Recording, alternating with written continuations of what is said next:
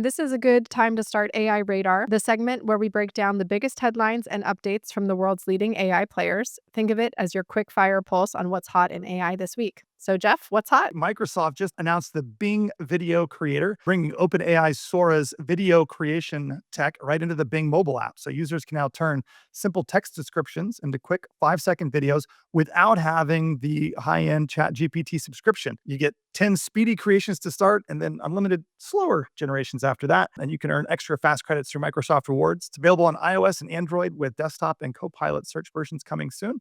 This is pretty cool. This has been a kind of behind the firewall tool for ChatGPT, and now free users on Microsoft can get access to some video creation. Fun tool to play with your kids. Totally. This is like the new freemium model. Do you think those will sort of reshape the public perception of Sora? I think the earlier demos got a little bit of criticism for being overhyped. Maybe this will reset expectations and get people using the tool again. My sense is it's not just that the tool's overhyped, but that people always put the hardest use cases. They're trying to break it. They're trying to do the gymnastics video or the knife cutting through the tomato. And fine, but there's so much fun, cute, clever, interesting stuff you can do that's just creative. And so I think it's like a great tool for kids, right? They're not trying to make an Oscar-winning movie, although there was an AI, a couple of guys using AI and made an Oscar-winning movie. But I think maybe you'll find some of the appropriate use cases come to the fore as it's a little more accessible. Yeah, makes sense. Well, while we're on the topic of video generation, AMC just became one of the first major cable networks to formally embrace generative AI in both its marketing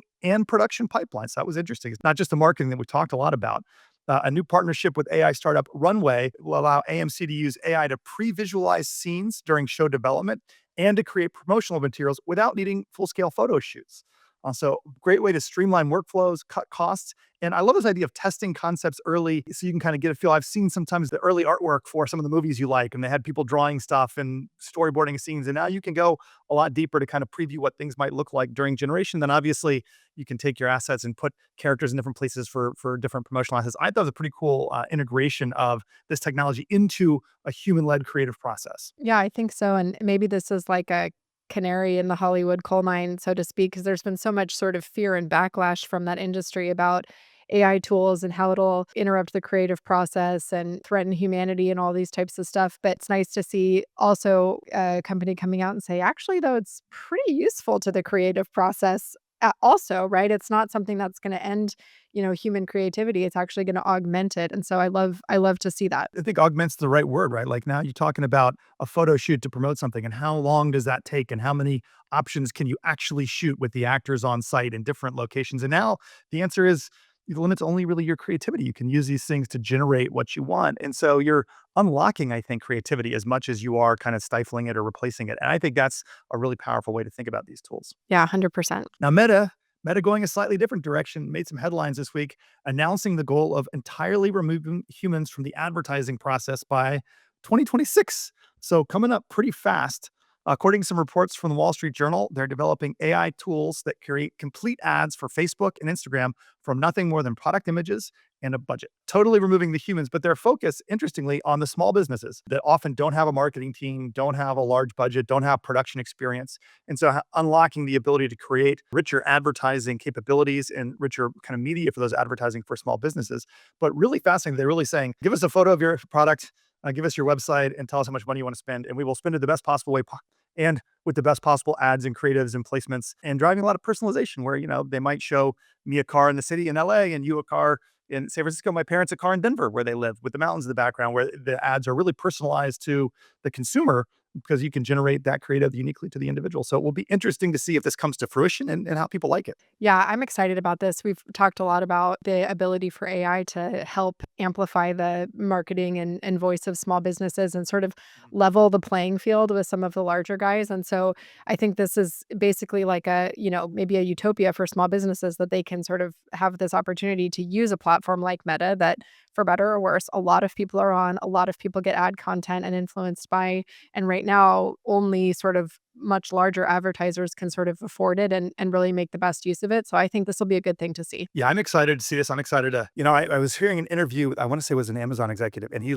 runs a small business just so he can have the retailer's perspective. Like it wouldn't tell you what it is, but he like runs a small, and I kind of want to start something just to have a reason to play with these tools. You see some of these advertising tools, like I don't have anything to advertise, but so maybe I'll have to launch a small side business selling something online so I can play with some of the meta tools and see some of the stuff in action because I can play with Sora, I can go in and play with that, but it's hard to do the advertising stuff unless you have a product and something to advertise. So might have to go check that out. This is a good question. What would be Jeff Keltner's product that he advertises? I guess people can start speculating. We know, like, we speculate about, is it gonna be the glasses or what's the next device? But what is the first product sold by Jeff is a good question. Yeah, we'll keep that one a secret, keep it under wraps. I'm going to shift us into the more B2B enterprise space with a couple of different announcements from OpenAI this week, announcing integration features into Google Drive, Dropbox, SharePoint, OneDrive, making it easier to pull in documents for analysis. This was really interesting because it's kind of the ability to search across your internal corpus. It seemed to be restricted to deep research searches right now, not kind of your typical ChatGPT search to just search across your email or your Google Docs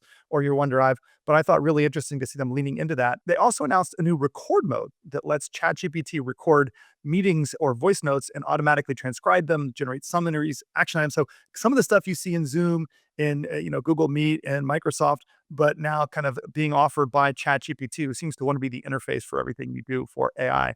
So really interesting to see that come out. And they've announced that they now have 3 million paying business users, up from 2 million in February. So it seems like they are getting a decent number of subscribers to their paid service. So, and now with a few new features. It's interesting to see, like, so many of these different companies have duplicative feature sets, and so are they competitors with each other, right? Like, ChatGPT obviously doesn't provide the, like, video interface that Zoom does, but I would not be surprised if it's like ChatGPT's transcription of your Zoom is better than Zoom's transcription of your Zoom's. Yeah, ChatGPT sort of synthesizing information, I think, is much stronger than Zoom's AI, so it's kinda interesting to see how they are gonna step on each other or compete with each other, or are they gonna try to just do, like, more partnership type of work? Because I think, there's a lot of room for improvement in the Zoom transcripts about, like, synthesizing signal from noise and really distilling down to the most important facts that, candidly, ChatGPT's pretty darn good at, right? Like, every once in a while, it gets it wrong, but it's pretty good. the frenemy collaboration competition thing is really interesting in this space. I mean, I use a third-party tool for my Zoom meeting transcriptions and summaries, and mostly because I have people that want to meet in Google Meet and people that want to meet in Zoom and people that want to meet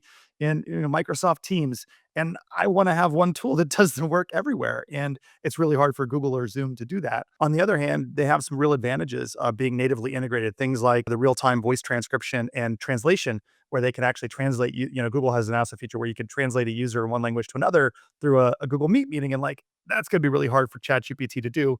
So it's going to be really interesting to see how this plays out, how people either partner for certain things or how users prefer having one service across multiple meeting types. Also, in-person meetings, a big challenge for these things is like I now don't like in-person meetings because I like my transcriptions from Zoom so much and I don't get them in person. And that's maybe a problem Chat GPT more likely to lean into than Zoom or Google. So we'll see how this all plays out. But it definitely it's tough as a user right now. There's like for any given problem you have that you want to point AI towards, there's like 10 different things you could do. And it's hard to choose which one's the best. I have a somewhat hilarious story about it in-person Zoom recording. So, I recently was chatting with a team who got together in person for, like, an all-day sort of war room type session where they were just, like, kicking around ideas. Wisely, they turned on Zoom and had it record the whole thing, and so they were hoping that we won't have to actually assign a note taker in the meeting, we'll get this from Zoom, and the Zoom recording at the end came back and said, half the meeting was conducted in Swedish, so I didn't understand it. But in fact, the whole meeting was, of course, in English, like, not in Swedish at all, but it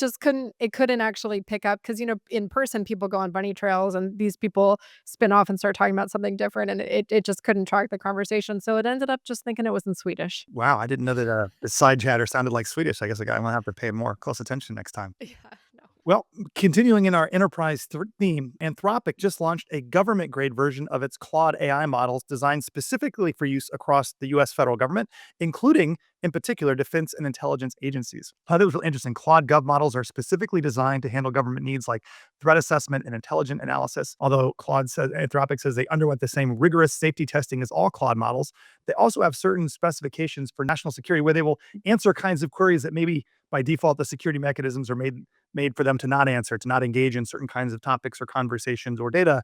And they will do that here, given that it's being used to look at national security information. And so I thought this was really interesting. Claude or Anthropic leaning into a government specific version of Claude to sell to, and not just to like the GSA or the White House, but like, into the defense and intelligence industry. Yeah, it's so super interesting. I think the phrase that they used was "it refuses less," which of course at first like made the hair on the back of my neck stand up a little bit because I think there's like an argument to be made that well, like, should you really have totally different safety standards if we think the safety standards are important? But in this particular use case, I think it makes so much sense because you are literally asking it to do things and analyze things that are not, publicly available, shouldn't be publicly available. And I am glad to not be the person at Anthropic deciding where those lines are for different industries. Yeah, and what's okay for the CIA to say or look at, and what's not okay for, yeah, it's going to be tough. But I thought, I mean, the government is a big industry, but not that big, and so leaning into specific versions for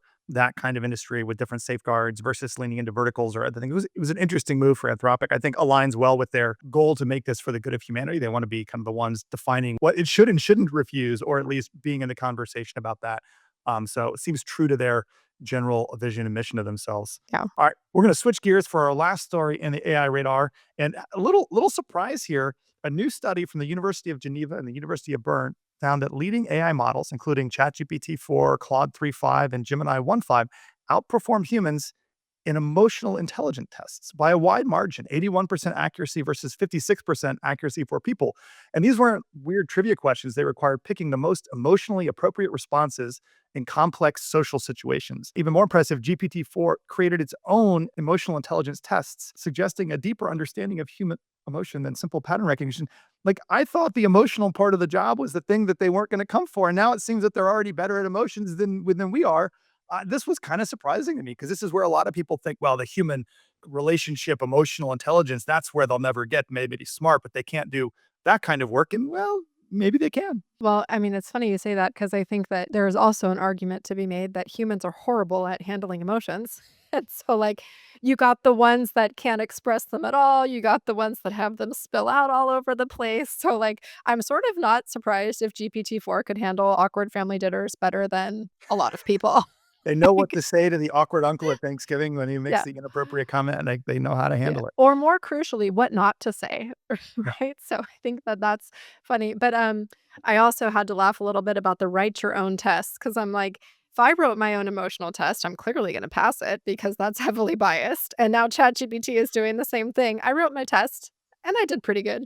I don't think that they wrote the test that they evaluated, but it was able to both pass the test, do a good job, and then write its own. But I thought it was fascinating. You are right that most of us, while there's an ability to see emotions and understand them, you also get caught up in your own emotions, which impact how you really. How many times have you had a tough conversation? Go, I really wish I'd handled that differently. And so, the idea that it can be dispassionate and understanding what emotions are being conveyed. I've read all the parenting books and the negotiation books, and the moment you're in the room, you go, it all goes out your ears and your head, and you can't remember what you're supposed to do in that moment, and you react with your emotions to their emotions, as opposed to what you read or learned. It's not that surprising, but I do think many people felt like this was a part of a job, a sales job, a customer service job, client relationship management job that was going to be hard for AI to replace, and maybe less so than we thought. Yeah, yeah, it's super interesting. I always try to tell my kids, like, generally, I'm pretty good at having all these like supportive conversations, but here are my sensitive areas where like, please give me some grace if I lose my cool, right? And so my kids know what those are, and thankfully so far they don't exploit them, but I'm sure that day is coming. Oh, no, that's coming for sure. As soon as they're ready. Yeah.